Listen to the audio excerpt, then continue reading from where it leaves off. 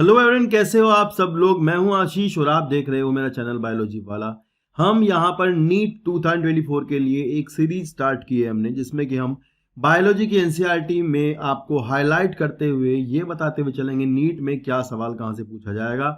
साथ ही साथ आपको पूरा कॉन्सेप्चुअल क्लैरिटी भी दी जाएगी, कोई भी बात छोड़ी नहीं जाएगी। मतलब आपको समझ में भी आएंगी चीजें। अगर आपको कॉन्सेप्ट क्लियर नहीं है तो मैं आपको कॉन्सेप्ट भी कराता हुआ चलूंगा। और बस आपका इतना सा काम है कि आप लगातार चैनल पर बने रहना। इससे पहले हमने sexual reproduction in flowering plant वाली वीडियो डाल दी है, उसको मैंने डिस्क्रिप्शन में लिंक डाल दिया है, वहां पर जाकर के देख लेना। और भी वीडियोज के लिंक डिस्क्रिप्शन में है, वहां पर जाकर देख सकते हैं। लगातार नीट से बहुत पहले ही ये सीरीज हमारी खत्म हो जाएगी और मैं आपको फिर बाद में ऑब्जेक्टिव क्वेश्चंस की भी एक सीरीज कराऊंगा। आप बस बने रहना साथ में। अगर आपको कोई भी प्रॉब्लम हो तो आप कमेंट करके पूछ सकते हैं। किसी भी तरह की वीडियो बनवानी हो वो आपको पूछ सकते हैं। अगर आप पूछना चाहते हैं कि कोई वीडियो का कॉन्सेप्ट समझ नहीं आया तो आपको बता दूंगा मैं आकर कमेंट बॉक्स में, ठीक है ना। तो करते हैं वीडियो शुरू। हेलो एवरीवन, कैसे हो आप सब लोग। मैं हूं आशीष और आप देख रहे हो बायोलॉजी वाला। मैं आपके लिए चला रहा हूं नई सीरीज, जिसमें कि हम लगातार नीट 2024 के लिए मैराथन वीडियोस को लाए हैं, जिसमें कि हम एक ही वीडियो में पूरे चैप्टर को कवर करेंगे एनसीईआरटी हाइलाइट्स के साथ में। साथ ही साथ कॉन्सेप्चुअल क्लैरिटी भी देते हुए चलेंगे। इससे पहले हमने सेक्सुअल रिप्रोडक्शन फ्लावरिंग प्लांट, जो कि आपका 12th क्लास का टॉपिक है, उसको कवर कर दिया है। उसकी वीडियो मैंने डिस्क्रिप्शन में डाल दी है, वहां पे जाकर के देख सकते हैं। या फिर आप ऐसा कर सकते हैं, ऊपर जो आपके बटन है आई बटन, वहां पर क्लिक करके वहां से देख सकते हैं। तो अगर आपको ये वीडियोस अच्छी लगी तो आप कमेंट करके जरूर बताना और अपने दोस्तों को जरूर शेयर करना। लगातार चाहते हो तो चैनल को जरूर सब्सक्राइब कर देना। Thank you so much. करते हैं वीडियो को शुरू। और ये आज का topic that is human reproduction. तो भाई देखो, ऐसा है चैप्टर 2 आज के हिसाब से नई एनसीईआरटी में चैप्टर 2 है ह्यूमन रिप्रोडक्शन। इसमें हम पढ़ते हैं, यहां से यहां लिखा है, are you aware humans are sexually reproducing and viviparous. Viviparous का मतलब होता है जो संतान को जन्म देते हैं वो विविपेरस होते हैं। ओविपेरस अंडे देते हैं। The reproductive events in human include formation of gamete. तो भैया यहाँ से कुछ टर्म्स इस पैराग्राफ से पूछी जाएंगी, जैसे कि गैमेट बनने को क्या कहते हैं, गैमेटोजेनेसिस कहते हैं। जैसे कि स्पर्म मेल और ओवम फीमेल में। ट्रांसफर ऑफ स्पर्म को क्या कहते हैं, इंसामिनेशन कहते हैं। फिर लिखा है fusion of male female gamete को फर्टिलाइजेशन कहते हैं। एंड उसके बाद जाइगोट बनता है। This is followed by the formation and development of blastocyst. तो ये ध्यान रखना, उसके बाद ब्लास्टोसिस्ट का डेवलपमेंट होगा। फाइनली ब्लास्टोसिस्ट जाकर के यूट्रस में इम्प्लांट होगा, उसे इम्प्लांटेशन कहते हैं। एम्ब्रियोनिक डेवलपमेंट जो होता है, जैसे कि हमारे में 9 मंथ का है तो वो जेस्टेशन पीरियड कहलाता है। डिलीवरी ऑफ द फीटस को, बेबी को कहते हैं पार्टुलेशन। तो यहां से कुछ टर्म्स है, मेरे को लगता है यहां से एक सवाल बन सकता है। आगे लिखा है, you have learn that these reproductive event occur after puberty and there are remarkable differences between the reproductive event in the male and the female. For example, sperm formation continue even in old men. तो ये कह रहे हैं यहाँ पर, ये statement अगर NEET में आता है तो आप उसको सही कर देंगे। स्पर्म फॉर्मेशन मैन में होते रहते हैं, लेकिन फीमेल में जाकर के एक उम्र पर जो आपकी मेंस्ट्रुअल साइकिल है वो सीज हो जाती है और एग बनना बंद हो जाता है। मीनोपॉज कहते हैं उसे। Let us examine the male and female reproductive system in human. तो चलिए करते हैं शुरू यहां से। यहां है द मेल रिप्रोडक्टिव सिस्टम। अब यहां पर लिखा है the male reproductive system is located in the pelvis region and it include a pair of testis along with the accessory duct, gland and external genitalia। तो यहां से मेरे को ध्यान रखना चाहिए बच्चों को कि भाई सिस्टम में, पूरे सिस्टम में क्या क्या इंक्लूडेड होता है, ऐसा पूछ सकते हैं। तो आप बताओगे क्या क्या है। पेयर ऑफ टेस्टिस है, एसेसरी डक्ट्स है, ग्लैंड्स है, एक्सटर्नल जेनिटेलिया है। ये सब मिलकर के ह्यूमन मेल रिप्रोडक्टिव सिस्टम बनाते हैं। यहाँ पढ़ने से पहले हम इस फोटोग्राफ को देखते हैं। इसमें इमेज में आपको कुछ चीजें दिखाई गई हैं। जैसे कि आपको पता है कि ह्यूमन के अंदर पेयर ऑफ टेस्टिस होते हैं, जो कि आपके बॉडी से बाहर एक पाउच में होते हैं, जिसे कहते हैं स्क्रोटल सैक या फिर स्क्रोटम। स्क्रोटम में पाए जाते हैं। यहाँ पर देखते हैं स्क्रोटम का काम मैं बताता हूँ। ऊपर वाले डायग्राम में यहाँ पे लिखा होगा स्क्रोटम। स्क्रोटम का फंक्शन है कि वो आपका जो स्पर्म फॉर्मेशन होता है उसके लिए टेम्परेचर की रिक्वायरमेंट होती है। तो ये क्या करता है, टेस्टिस जो है स्क्रोटम में आकर के टेम्परेचर को बॉडी से थोड़ा 2-2.5 डिग्री सेल्सियस तक कम रखते हैं, जिससे कि स्पर्म का फॉर्मेशन हो सकता हो, ठीक है ना। यहाँ पर कुछ ऐसी मसल्स भी पाई जाती हैं, जैसे कि डार्टोस मसल्स, जैसे कि क्रेमेस्टर मसल्स।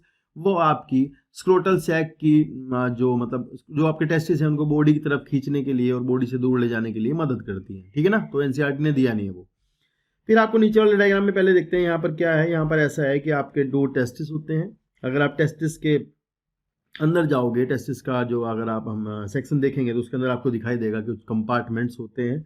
उन कंपार्टमेंट को टेस्टिकुलर लोब्यूल्स कहते हैं। टेस्टिस की एक लेयर ट्यूनिका अल्बुजिनिया वो इसको बनाती है कंपार्टमेंट को। हर एक कंपार्टमेंट के अंदर जाओगे तो आपको कंपार्टमेंट के अंदर कुछ इस तरह की ट्यूब जैसी स्ट्रक्चर दिखाई देंगी।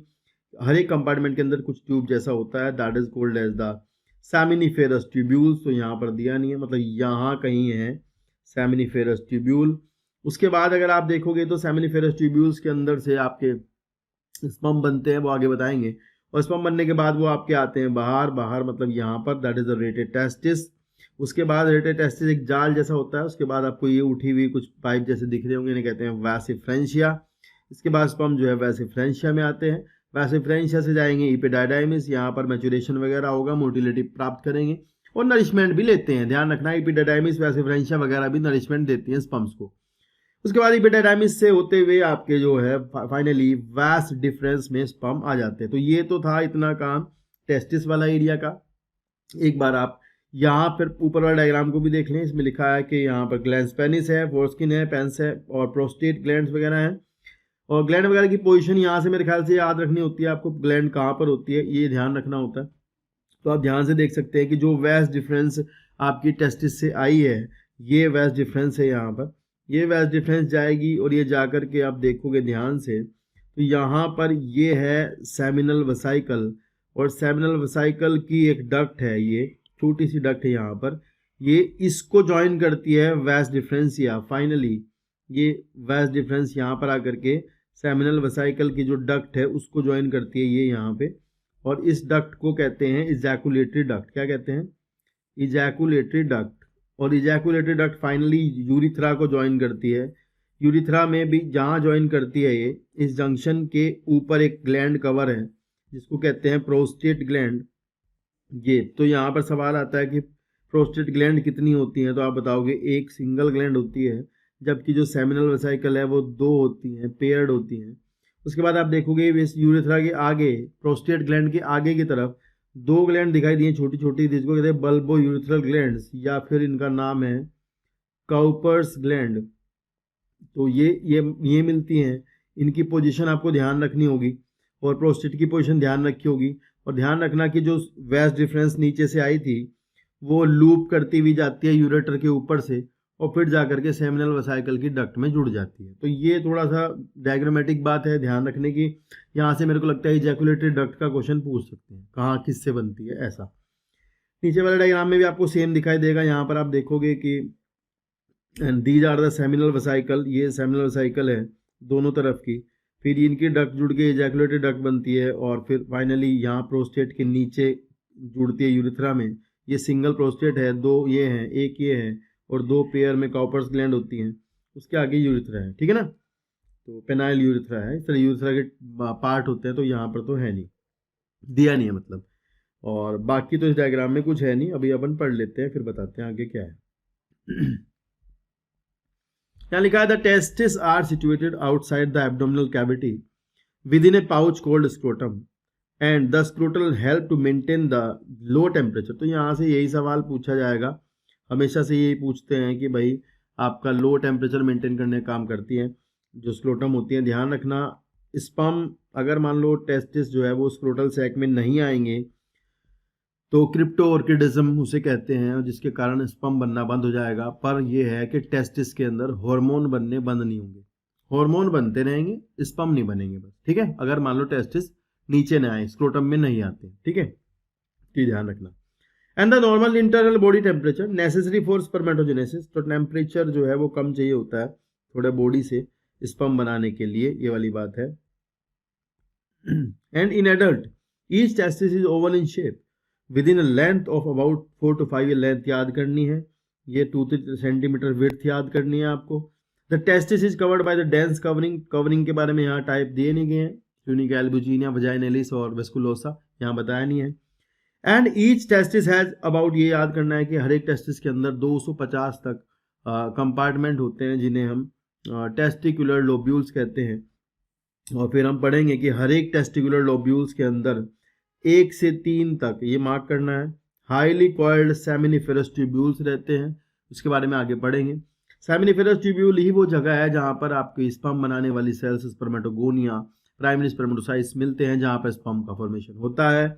लिखा है कि in which sperm are produced each seminiferous tubule is lined on its inside by two type of cells called the male germ cells, spermatogonia and Sertoli cell.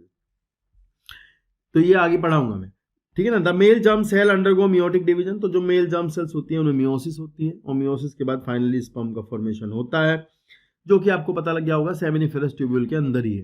तो जो ट्यूब्यूल्स है वो बंडल उसके अंदर है, कंपार्टमेंट के 1 से 3 तक।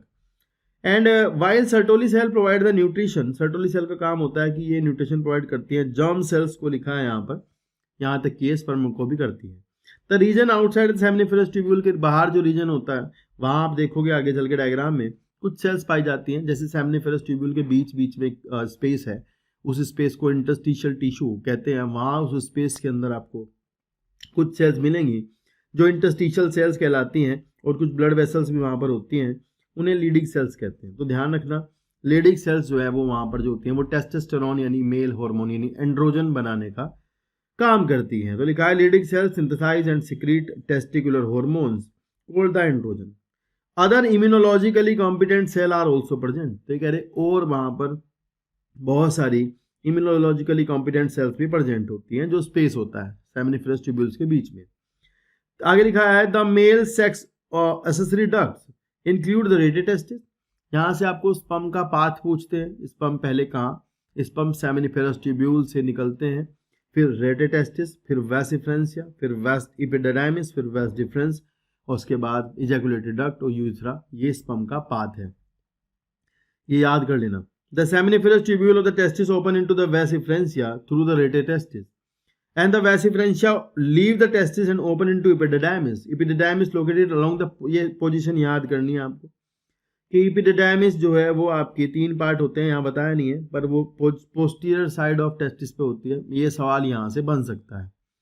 The epididymis leads to the vas deferens that ascends up to the abdomen, मतलब वो ऊपर चढ़ती है epididymis, वो vas deferens, and loop over the urinary bladder, तो ये ध्यान रखना वो उसके ऊपर लूप करती है यूरिनरी ब्लैडर के, और वहां पर लूप करने के बाद फिर वो जाकर के सेमिनल वेसिकल की डक्ट को ज्वाइन करती है और बनाती है ejaculatory duct. It receives a duct from seminal vesicle and open into urethra as a ejaculatory duct. These duct store and transport, ये सवाल यहाँ से बनेगा, इन डक्ट का काम क्या है, तो स्टोर करते हैं, ट्रांसपोर्ट करते हैं, मैच्योरेशन देते हैं, मोटिलिटी देते हैं, और उसको नरिशमेंट भी करते हैं। The sperm from the testis to the outside through the urethra. The urethra originate from the urinary bladder and extend through the penis to the external opening like urethral meatus. ठीक है ना? ये TS testis है, इसके बारे में थोड़ी सी बात कर लेते हैं। ये टीएस टेस्टिस है, इसमें आप देखोगे सेमिनिफेरस ट्यूब्यूल्स का जो सेक्शन है वो कटा हुआ आपको दिखाई दे रहा होगा। ये मान लो सेमिनिफेरस ट्यूब्यूल का सेक्शन है। तो इस ट्यूब्यूल के सेक्शन के अंदर अगर आप इनर लाइनिंग पर जाओगे तो वहां पर आपको यहाँ मान लो, यहाँ ध्यान से देखोगे तो आपको यहाँ पर कुछ सेल्स मिलेंगी, ये वाली दीज आर द स्पर्मेटोगोनिया। ध्यान रखना, स्पर्मेटोगोनिया डिप्लॉयड सेल्स होती हैं जिनसे फर्दर माइटोसिस होकर के या फिर डायरेक्टली इससे बनते हैं प्राइमरी स्पर्मेटोसाइट्स। ध्यान रखना, प्राइमरी स्पर्मेटोसाइट्स ही वो सेल हैं जिनमें मियोसिस होगी और जिनसे स्पर्म बनेंगे। तो ये भी डिप्लॉयड होते हैं, ये जरूर ध्यान रखना, ठीक है ना, भविष्य में बताएंगे आगे। तो ये यहाँ पर सेल्स होती हैं स्पर्मेटोगोनिया। उसके बाद आप देखोगे यहीं पर ही, मतलब यहीं पर ही, इसके साथ साथ ही यहीं मान लो आप, यहीं पर ही कुछ और सेल्स होती हैं जिनको कहते हैं सर्टोली सेल। सर्टोली सेल्स का काम आपको पता है नरिशमेंट वगैरह करने का होता है और स्पर्मियोजेनेसिस में भी मदद करते हैं। यहाँ इसके बीच में जो रेड कलर का स्पेस दिख रहा है, जो ये रेड वाला पार्ट है, इसके अंदर आप जाओगे तो यहाँ पर मैं बता दूं आपको, इसके अंदर आपको ब्लड वेसल्स मिलेंगी और आपको मिलेंगी इंटरस्टिशियल सेल्स, जिन्हें हम लेडिक सेल्स कहते हैं। इनका काम है लेडिक सेल्स का कि ये आपकी एंड्रोजन का फॉर्मेशन करती है, ठीक है ना। तो ये यहाँ पर होती है इस स्पेस के अंदर, ठीक है। चलो, तो यहाँ पर लिखा भी है सर्टोली सेल नीचे। सर्टोली सेल का काम नरिशमेंट करने का है। और ये जो जगह है बीच की, ये इसको कहते हैं ल्यूमेन ऑफ सेमिनिफेरस ट्यूब्यूल। यहीं से फिर स्पर्म जो दिख रहे हैं आपको, ये वाले स्पर्मेटोजोआ, ये रिलीज होते हैं जब सर्टोली सेल्स में से, तो ये रिलीज होकर के यहाँ पर आते हैं, मतलब इस स्पेस में आते हैं, उसको कहते हैं स्पर्मिएशन। क्या कहते हैं? स्पर्मिएशन। तो ये काफ़ी बार पूछा गया सवाल है, 2 बार आ चुका है पिछले सालों में। फिर यहाँ लिखा है the penis is the male external genitalia, it is made up of the special tissue that help in the erection of the penis to facilitate insemination. The enlarge, ये नीट में आया हुआ सवाल है, एक बार ये मार्क कर लेना। Enlarge end of the penis is called as the glans penis, ये पूछ लेंगे। आगे लिखा है is covered by the loose fold called the foreskin. The male accessory gland include paired, ये यहाँ से मेरे को लगता है पेयर्ड वाला सवाल बन सकता है। Paired seminal vesicle, prostate and bulbourethral gland, मतलब काउपर्स ग्लैंड की बात हो रही है ना। तो लिखा है secretion of these gland constitute the seminal plasma. अब ये बात ध्यान रखना, मैं बता दूं आपको, जो आपकी सेमिनल वेसिकल है ये लगभग जो है 60% सीमेन ये बनाती है, और जो प्रोस्टेट है लगभग 25% के लगभग ये बनाती है, बाकी लगभग बल्बिरथल जो है 15% ये बनाती है। तीनों का ही सीमेन बनाने में रोल होता है, और सेमिनल प्लाज्मा वगैरह जो होते हैं इनके अंदर फ्रक्टोज वगैरह रहता है। तो ये वाला सवाल यहाँ से काफ़ी इंपॉर्टेंट है। यहाँ लिखा है कि secretion of these gland constitute the seminal plasma in rich in fructose. तो फ्रक्टोज जो बनाती है वो आपकी है सेमिनल वेसिकल। ध्यान रखना ह्यूमन बीइंग में फ्रक्टोज केवल यही मिलता है, ये रेप टेस्ट होता है उसमें यूज करते हैं। एंड सर्टेन एंजाइम्स के बारे में यहाँ बात नहीं है, तो मतलब बहुत तरह के एंजाइम्स होते हैं, तो वहाँ पे जानने नहीं आपको। लिखा है the secretion of bulbourethral glands also help in the lubrication of the penis. And ये इनका काम होता है कि इनमें एक जो एल्कलाइन फ्लूइड होता है वो जो यूरिथ्रा होती है उसको न्यूट्रल कर देता है, जिससे कि स्पर्म मर ना जाए, क्योंकि हमारे में मेल्स में यूरिनोजेनाइटल पाथ होता है, यूरिन भी वहीं से पास होता है और स्पर्म्स भी, तो इसलिए वहाँ पर न्यूट्रल करना होता है क्योंकि वहाँ एसिडिक पीएच होती है। ठीक है ना। आगे लिखा था female reproductive system. The female reproductive system consist of a pair of ovaries and along with a pair of oviduct, uterus, cervix, vagina and the external genitalia located in the pelvic region. These part of the system along with a pair of the mammary gland are integrated structurally and functionally to support the process of ovulation, fertilization, pregnancy, birth and child care. Ovaries are the primary female sex organ, तो ये ध्यान रखना यहाँ सवाल है। इसी तरह से testis are the primary sex organ, ये भी सवाल है। इसी तरह सवाल ये भी आता है कि testis are the primary sex organ, तो यहाँ पर फीमेल के अंदर जो आपके ओवरीज हैं these are the primary sex organ and the produce the female gamete and several steroid hormones. तो यहाँ ध्यान रखना कि हार्मोन जो बनेंगे वो स्टेरॉयड होंगे। And the ovaries are located on each side of the lower abdomen, each ovaries about 2 to 4 centimetre, ये साइज याद करना है। And connected to pelvic wall by ligament, ये नीट में आया हुआ सवाल है, इसको मार्क कर लेना कि ओवरी किससे कनेक्ट होती है, लिगामेंट से। Each ovary covered by the thin epithelium which enclose the ovarian stroma. Ovary के अंदर जाओगे तो आपको मिलेगा एक बाहर की एपिथेलियम कवरिंग होती है, उसके अंदर जाओगे तो ओवेरियन स्ट्रोमा होता है, ओवेरियन फ्लूइड मान लो। एंड उसके बाद लिखा है the stroma is divided into 2 part.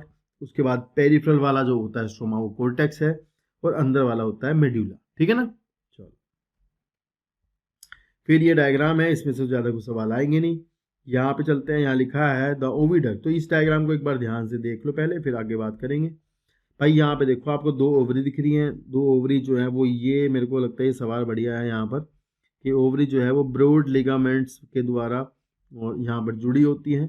फिर आप देखोगे कि जो आपकी ये वजाइना है, वजाइना के बाद सर्वाइकल कैनाल है, उसके बाद सर्वाइक्स है, उसके बाद आप जाओगे यूट्राइन कैविटी है, ये इस यूट्रस की 3 लेयर दिख रही हैं। ये एंडोमेट्रियम है। तो यहाँ पर कुछ सवाल आप पढ़ोगे आगे, जैसे एंडोमेट्रियम ग्लैंडुलर लेयर है, ये पूछ लेंगे, सिक्रीशन करती है। मायोमेट्रियम के अंदर मसल्स होती हैं, स्मूथ मसल्स होती हैं, और बाहर की कवरिंग पेरीमेट्रियम है। उसके बाद जाओगे ओवरी के बाहर ये स्पेस होता है, यहाँ पर ओवुलेशन होके जो ओवम है वो यहाँ निकलता है, इस कैविटी में, पेरिटोनियल कैविटी है ये। इसके बाद ये फिम्बरीज होती हैं, ये उसको उठा लेती हैं, और फिर ओवम जो है इधर जाता है इसमें फैलोपियन ट्यूब में। फिर आप देखोगे फैलोपियन ट्यूब में एक पार्ट इनफंडिबुलम है जिसमें से निकला हुआ फिम्बरी होते हैं। उसके बाद आप देखोगे ऊपर एम्पुला है। तो यहाँ पर कुछ सवाल है, जैसे एम्पुला जो है वो फर्टिलाइजेशन की साइट है, ये सवाल आता है कि फर्टिलाइजेशन कहाँ होता है, तो आप बता दोगे एम्पुला में होता है। उसके बाद स्टमस है, तो नैरो है जो आकर के यूट्रस में खुलता है, और बाकी इसमें कुछ है नहीं। ये यूट्राइन फंडस है, ये जो एरिया है। इम्प्लांटेशन जो है, ज़्यादातर इम्प्लांटेशन जो है वो यहीं पर ही होता है, इस जगह पर ज़्यादातर होता है, मतलब इम्प्लांटेशन जब होता है ब्लास्टोसिस्ट का तो वो यहाँ पर होता है ज़्यादातर, वैसे हो तो इधर भी जाता है पर यहाँ भी होता है ज़्यादातर, ठीक है। बाकी कुछ है नहीं डायग्राम में, चलो यहाँ लिखा है the oviduct fallopian tube uterus and fallopian tube uterus and vagina constitute the female accessory duct each fallopian tube is about, ये सवाल यहाँ से बन जाएगा, 10 से 12 सेंटीमीटर की फैलोपियन ट्यूब है, long and extend from the periphery of each ovary to the uterus, the part closer to the ovary is the funnel shape infundibulum है, the edges of the infundibulum possess finger like projection कॉन fimbriae and which help in the collection of the ovum, तो एक ओम का collection ये करती है, यहाँ से उठाती है बाहर से। इन्फंडिबुलम लीड्स टू, ये वाइडर वर्ड मार्क कर लेना, वाइडर मतलब जो वाइड होता है वो जो चौड़ा एरिया होता है थोड़ा, इम्पुला ऐसा है, यहाँ लिखा है कि wider part of the Fallopian tube that is ampulla. The last part of the oviduct is isthmus that is narrow lumen and join the uterus, the uterus is single, तो हमारे में सिंगल है, ध्यान रखना, कई जगह डबल भी है, and it is also called वॉर्म and the shape of the uterus, ये सवाल है, इन्वर्टेड पियर जैसी शेप होती है, ये भी लिगामेंट्स के द्वारा सपोर्टेड होती है, and the uterus open into vagina through a narrow cervix, यहाँ से सवाल बनेगा, and the cavity of cervix is called cervical canal, उसको जोड़ के वजाइना को जोड़ के और सर्वाइकल कैनाल को जोड़ करके बनती है बर्थ कैनाल, यहाँ से क्वेश्चन बनता है बर्थ कैनाल क्या है, तो पूछ लेंगे, आप बताओगे कि along with the cervical canal and vagina is called as the birth canal. The wall of the uterus has 3 layers of the tissue. The external, सबसे बाहर की तरफ पेरीमेट्रियम है, उसके बाद थिक है, जो थिक पे वर्ड पे सवाल बनेगा, thick layer of smooth muscles myometrium है, and inner glandular layer is endometrium, ये ध्यान रखना। तो ये ग्लैंडुलर वर्ड जो है इस पे मेरे ख्याल से क्वेश्चन क्रिएट हो सकता है। And the endometrium undergoes cyclical changes during menstrual cycle while the myometrium exhibits strong contraction, तो ये ध्यान रखना भाई, स्मूथ मसल्स जो है वो मायोमेट्रियम में ही होती है, तो जब मायोमेट्रियम में स्मूथ मसल होती है तो कॉन्ट्रैक्शन कहाँ होगा, वहीं होगा ना, तो ये यहाँ पे होता है कॉन्ट्रैक्शन, ठीक है ना, उसके बारे में बात होगी आगे। फिर यहाँ चलता है, लिखा है the female external genitalia include mons pubis, labia majora, labia minora, hymen and clitoris. Mons pubis is a cushion like fatty tissue. The labia majora, the fleshy fold of the tissue that extend down from the mons pubis and surrounded the vaginal opening. The labia minora are paired fold of the tissue under the labia majora. The opening of the vagina is often covered partially by the membrane called the hymen. The clitoris, ये सवाल होता है, mail penis से resemble करता है clitoris, and which lie at the upper junction of the two labia minora and the urethral opening.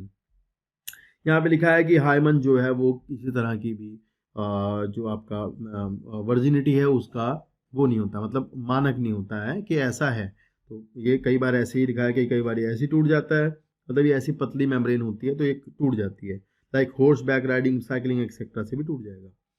आगे diagram दिया है, इस डायग्राम में से आपको कुछ क्वेश्चन बन सकते हैं, जैसे कि ये सवाल बनेगा पेक्टोरलिस मेजरस मसल कहाँ होती है, जरूर याद कर लेना। फिर आपको यहाँ पे ये जो पाथ है इससे आपका एक क्वेश्चन क्रिएट होगा, जैसे कि जो जो जो जो ब्रेस्ट होती है उसके अंदर आप जाओगे, मेमोरी लॉब्स हैं, मेमोरी लॉब्स मेमोरी एल्वलाई में खुलती है, यहाँ पर मेमोरी ट्यूब्यूल्स हैं इसके बीच में, वो थ्योरी में है, यहाँ लिखा नहीं है, मेमोरी एल्वलाई से ट्यूब्यूल्स, और उसके बाद फिर मेमोरी डक्ट, उसके बाद फिर मेमोरी एम्पुला, उसके बाद लैक्टिफेरस डक्ट, उसके बाद निपल। तो ये ध्यान रखना, ये पाथ यहाँ से आपसे पूछा जाएगा, जिसमें कि आपको बताना होगा कि भाई कहाँ कहाँ से होते हुए आपका जो मिल्क है वो कैसे पहुंचता है बाहर, तो ये मेरे ख्याल से सवाल बन सकता है, इसको जरूर याद कर लेना, ठीक ना। एरियोला लिखा है इस वर्ड को, ये जो निपल होता है इसके सराउंडिंग में यहाँ पर जो ब्लैक कलर का जो स्किन होता है, डार्क पिगमेंटिंग स्किन होती है, उसे कहते हैं एरियोला, ठीक है ना। चलो यहाँ लिखा है functional memory gland is characteristic of all female mammal, the memory gland are paired structure breast that contain glandular tissue and variable amount of fat. The glandular tissue is breast is divided into 15 से 20 memory lobe, ये याद करना है, containing cluster of cells called alveoli and the cell of the alveoli secrete milk, ये ध्यान रखना, alveoli milk secrete करती हैं, उसे lumen में स्टोर करती हैं, उसके बाद alveoli जो है वो memory tubules में खुलती है, memory tubules फिर memory duct में खुलते हैं, और memory duct जुड़ करके फिर memory ampulla बनाते हैं, और उसके बाद लैक्टिफेरस डक्ट। तो ये पाथ है, इसमें थ्योरी में मेमोरी ट्यूब्यूल्स नहीं दिया है इस फोटो में, तो इसको वहाँ पे ऐड कर लेना और इससे फिर क्वेश्चन बनेगा, कर दोगे याद। नेक्स्ट है गैमेटोजेनेसिस। तो अभी अपन पढ़ेंगे गैमेटोजेनेसिस, गैमेट फॉर्मेशन कैसे होता है। लिखा है the primary sex organ the testis in the male. पहले मैं समझा देता हूँ क्या होता है गैमेट फॉर्मेशन। तो ये फोटो दिया है यहाँ पे, इस पे देख लो आप। इसमें आपको बताया था सेमिनिफेरस ट्यूब्यूल्स होता है। सेमिनिफेरस ट्यूब्यूल की जो लाइनिंग होती है वहां पर आपको स्पर्मेटोगोनिया मिलेंगी, है ना। जो स्पर्मेटोगोनिया वहां पे थी वही या तो डायरेक्टली स्पर्मेटोगोनिया या फिर वही स्पर्मेटोगोनिया माइटोसिस करके प्राइमरी स्पर्मेटोसाइट बना लेते हैं डायरेक्टली, या फिर माइटोसिस करके। तो ये ध्यान रखना। तो यही है कि स्पर्मेटोगोनिया भी डिप्लॉयड सेल्स हैं और यही प्राइमरी स्पर्मेटोसाइट बनाती हैं। तो ये ध्यान रखना पर एक बात का बहुत इंपॉर्टेंट, कि ये जो मेल में स्पर्म बनने का प्रोसेस शुरू हो रहा है ये प्यूबर्टी आने पर शुरू होता है। कब होता है? प्यूबर्टी आने पर शुरू होता है, ध्यान रखना, ठीक है ना। चलिए यहाँ है भैया, स्पर्मेटोगोनियन से प्राइमरी स्पर्मेटोसाइट बनते हैं। प्राइमरी स्पर्मेटोसाइट में मियोसिस शुरू होती है। ध्यान रखना, ये एक और बात बता दूं मैं आपको, एक प्राइमरी स्पर्मेटोसाइट है ये, और इससे 2 सेकेंडरी स्पर्मेटोसाइट बनेंगे, और दोनों के दोनों जो है हैप्लॉइड होंगे। और मियोसिस 1 हुई है यहाँ पर, मियोसिस 1 के बाद ऐसा हुआ है, और उसके बाद इसमें होगी मियोसिस 2। मियोसिस 2 के बाद फिर स्पर्मेटिड बनेंगे। These are also haploid. ध्यान रखना, 2 से बनेंगे 4, 2 सेकेंडरी स्पर्मेटोसाइट से 4, 1 से 2। ध्यान रखना, ऐसा सवाल बनाते हैं। और उसके बाद क्या होता है कि जो स्पर्मेटिड होते हैं, ये यहाँ तक का तो खत्म हो गया मियोसिस। स्पर्मेटिड फिर आपके डिफ्रेंशिएट होते हैं, और डिफ्रेंशिएशन करने के बाद, डिफ्रेंशिएट होने के बाद वो स्पर्मेटोजोआ बनाते हैं, जो कि हैप्लॉइड है, जिसमें बस ये हुआ है कि उसकी शेप बदल गई है और फिर वो टेल वगैरह बन गई है उसके अंदर। तो इसे कहते हैं डिफ्रेंशिएट होना। और इस प्रोसेस को, पूरे प्रोसेस को स्पर्मेटोजेनेसिस कहते हैं। ये पूरा प्रोसेस स्पर्मेटोजेनेसिस है। पर ये जो इतना प्रोसेस है यहाँ से यहाँ वाला, मतलब केवल ये वाला जिसमें कि डिफ्रेंशिएशन हुआ है, ये वाला प्रोसेस कहलाता है स्पर्मियोजेनेसिस। ये प्रोसेस है स्पर्मियोजेनेसिस। तो ये जो ध्यान रखना है, ये सवाल यहां से बन सकता है, ठीक है ना। चलो भाई ध्यान से पढ़ना है ना। उसके बाद जो स्पर्म्स होते हैं वो सर्टोली सेल्स से आपका नरिशमेंट लेते हैं, ये ध्यान रखना। चलो पढ़ते हैं। लिखा है कि the primary sex organ, the testis in the male and the ovaries in the female produce gametes, that is sperms and ovum, respectively by the process called gametogenesis. In testis, the immature male germ cell spermatogonium produce sperm by spermatogenesis, and that began at the puberty. The spermatogonia, singular spermatogonium, present on the inside wall of the seminiferous tubule. ये ध्यान रखना, multiply by mitotic division, मतलब जो spermatogonia होती हैं वो अपनी संख्या बढ़ाती हैं माइटोसिस करके। And increase in number, each spermatogonium is diploid and contain 46 chromosome. तो ये ध्यान रखना, वो डिप्लॉयड होती है। Some of the spermatogonium called primary spermatocyte periodically, तो वो बनाती रहती है लगातार।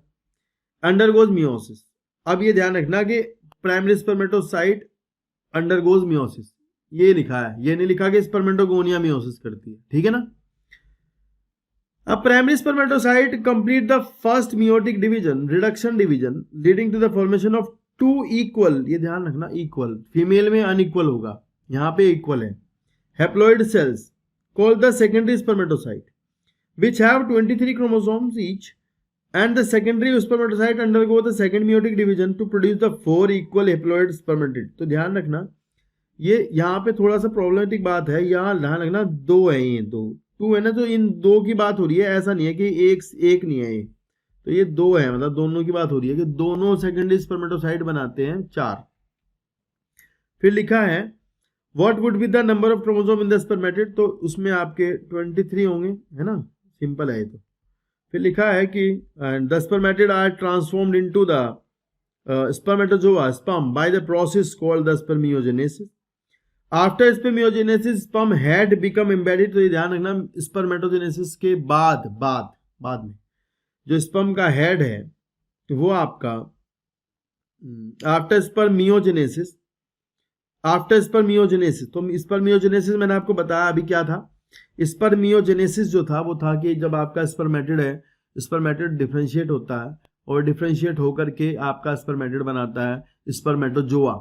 तो वो उसके भी बाद ध्यान रखना प्लीज, है उसके भी बाद जो स्पर्म का हेड है, ये ऐसा नहीं है कि स्पर्म का हेड उसमें जाके स्पर्मेटोजोआ बना है, बाद में घुसा है उसके अंदर सर्टोली सेल के, and become embedded in the Sertoli cell and are finally released from the seminiferous tubule। तो बाद में वो उसके अंदर से रिलीज होता है।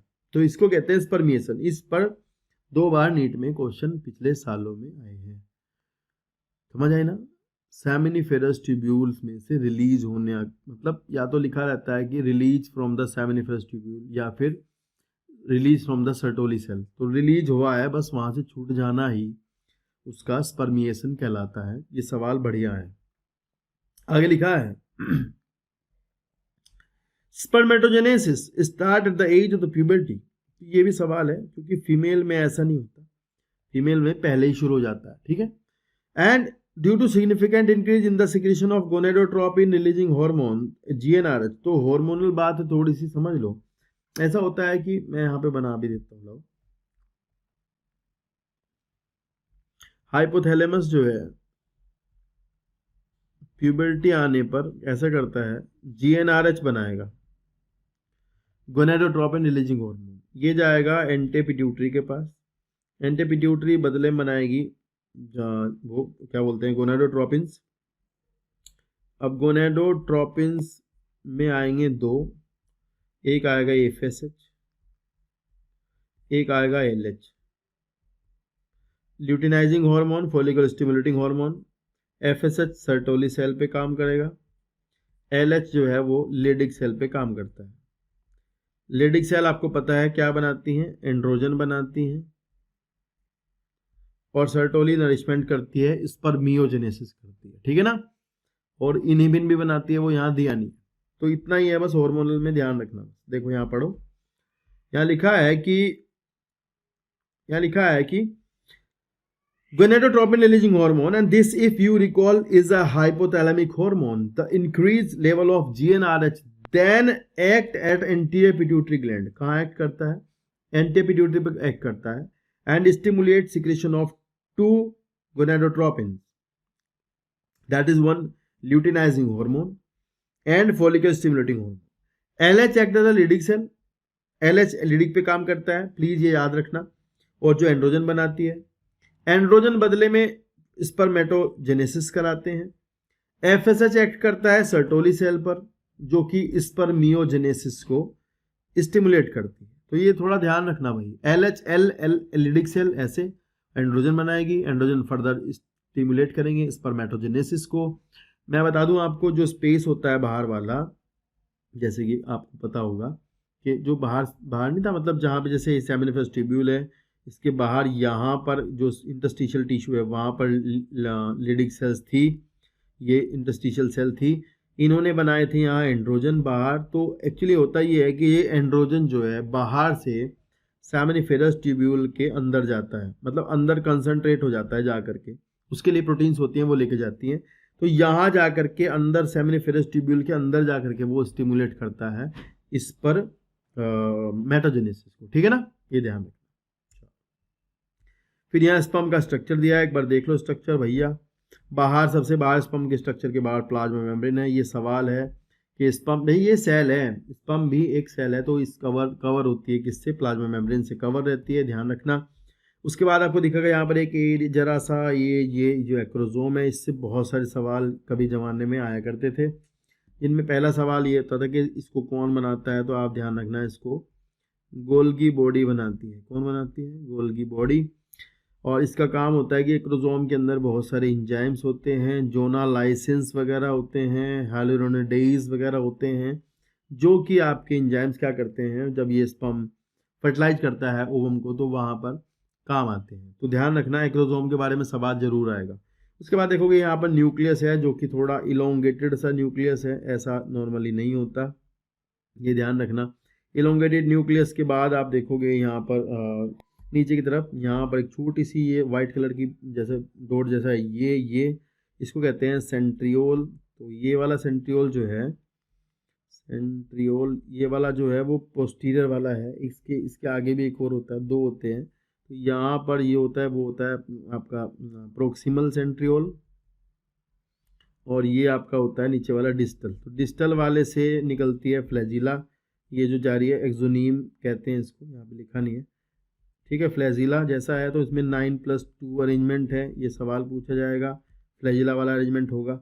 और जो दूसरा वाला सेंट्रियोल है ऊपर वाला प्रोक्सिमल वाला, वो आपका जाइगोटिक डिवीजन जो होते हैं, जाइगोट में जो माइटोसिस होती है पहले वाली, first mitotic division in zygote में, उसको ये प्रमोट करता है पहले वाला सेंट्रियोल। उसके बाद आप देखोगे स्पाइरल में अरेंज्ड है यहाँ पर माइटोकॉन्ड्रिया, ये स्पाइरल अरेंज माइटोकॉन्ड्रिया है, ये एनर्जी देता है, ये मिडिल पीस में मिलता है। ये सवाल बहुत आता था कि कौन सी जगह पर है, मिडिल पीस में होता है। उसके बाद जाओगे आप नीचे तो टेल है, टेल में आपको बता ही दिया मैंने, फ्लैजिला वाला मैटर है सारा, मतलब वही 9+2 अरेंजमेंट है। ये क्वेश्चन इसका बनेगा, बाकी कुछ नहीं आएगा, ठीक है। तो बाकी कुछ है नहीं फोटो में, ठीक है ना। हेड है, मिडिल पीस है और टेल है, इसके ऊपर एक कवर होती है मैंकेट, वो यहाँ दिया नहीं है। यहाँ देखो, let us examine the structure of sperm. It is main microscopic structure composed of head, neck and a middle piece and a tail and a plasma membrane that envelop the whole body of sperm. whole body लिखा है तो थोड़ा ध्यान देना, कभी head पे कर दो, है ना। लिखा है the sperm head contain elongated elongated से सवाल बनेगा, elongated haploid nucleus से क्वेश्चन आएगा। Ante portion of the which is covered by the cap like structure acrosome, ये पूछा जाएगा। ये पूछेंगे एक्रोसोम में क्या होता है, इंजाइम होते हैं। ये पूछेंगे किस काम आते हैं, फर्टिलाइजेशन के काम आते हैं। मिडिल पीस में आपके बहुत सारे माइटोकॉन्ड्रिया होते हैं, एनर्जी देते हैं, ये काम आते हैं। 25 माइटोकॉन्ड्रिया लगभग होते हैं मेरे ख्याल से, ऐसा है। और जो स्पर्म को मोटिलिटी वगैरह देने के लिए काम आते हैं, एनर्जी के लिए।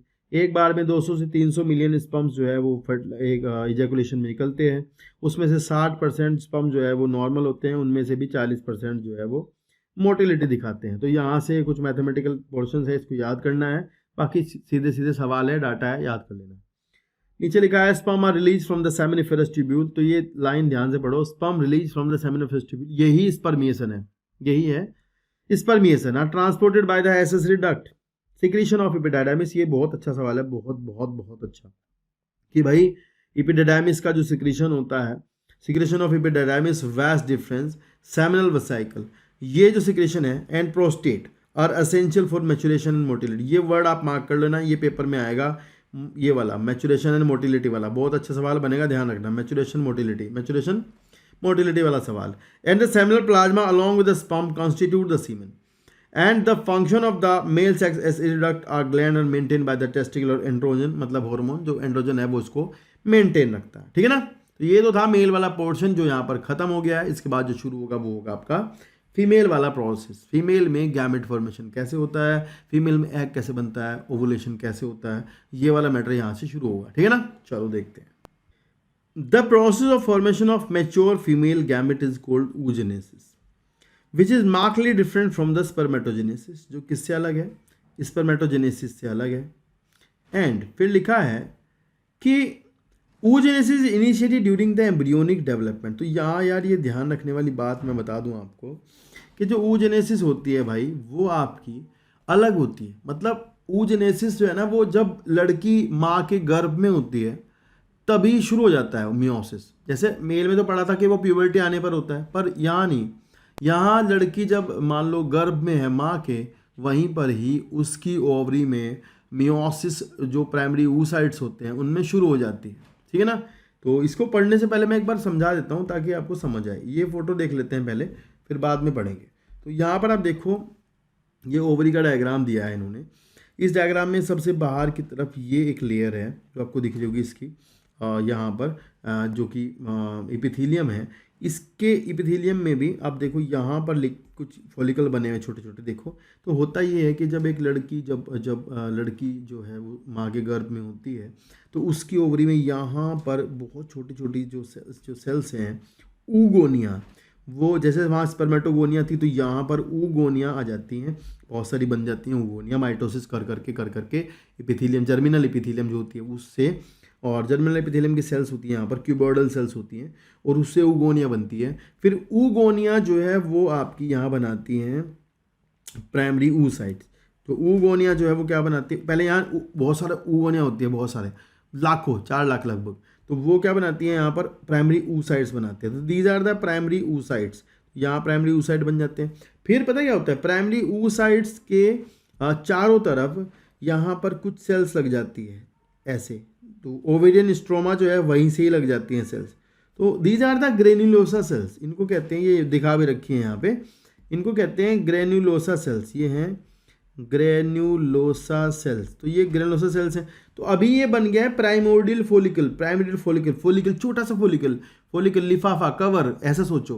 कवर के अंदर है प्राइमरी oocyte, ऐसा सोचो। प्राइमरी oocyte जो है वो डिप्लॉयड सेल है जो कि oogonia से बना है। फिर होता ये है कि भैया ऐसे बहुत सारे प्राइमरी फोलिकल बन जाते हैं, बहुत सारे प्राइमरी फोलिकल होते हैं जिनके अंदर प्राइमरी oocytes होते हैं, और उन सब